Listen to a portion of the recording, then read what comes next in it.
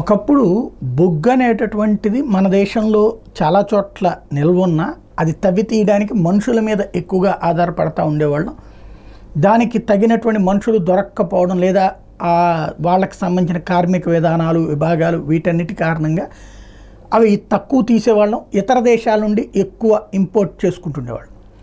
ఇప్పుడు ప్రపంచంలోనే మనం బొగ్గు ఉత్పత్తిలో అంటే తయారీ ఇప్పుడు మనం మిషనరీలు వాడటం బిగినయ్యాక మనుషులు సహకారం తప్పించి టోటల్ వర్క్ అంతా మిషనరీ చేసుకువెళ్తుంది. ఇట్లాంటి దశలో కూడా ఇంకా ఇంపోర్ట్ ఎందుకు చేసుకోవాలని ప్రశ్నిస్తున్నారు ప్రముఖ పారిశ్రామికవేత్త అనిల్ అగర్వాల్.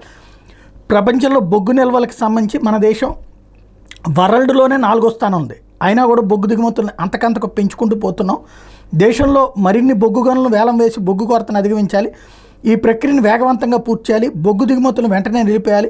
అవసరమైతే దేశీయ ఉత్పత్తిని పెంచి ఇతర దేశాలకు బొగ్గు ఎగుమతి చేసి ప్రపంచ దేశాలతో పోటీ పడాలి. తద్వారా యువతకు మరిన్ని ఉపాధి అవకాశాలు దొరుకుతాయి. ఇది ఒక స్టేట్మెంట్ బాగుంది. అసలు పాయింట్ ఏంటి? ఇప్పుడు ఫర్ ఎగ్జాంపుల్ ఈవెన్ ఇక్కడ చింతలపూడిలో కూడా బొగ్గు దొరికింది.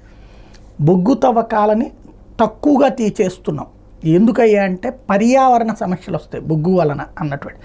ప్రపంచవ్యాప్తంగా కూడా బొగ్గు తవ్వకాలను తగ్గించాలన్నటువంటి ప్రయత్నమే చేస్తున్నారు. పర్యావరణపరమైనటువంటిది అతిపెద్దదైనటువంటి లాస్ బొగ్గు తవ్వకాల వల్ల జరుగుతుంటుంది. అలాగే అనారోగ్య సమస్యలు ఎక్కువగా వస్తాయి అన్నటువంటి.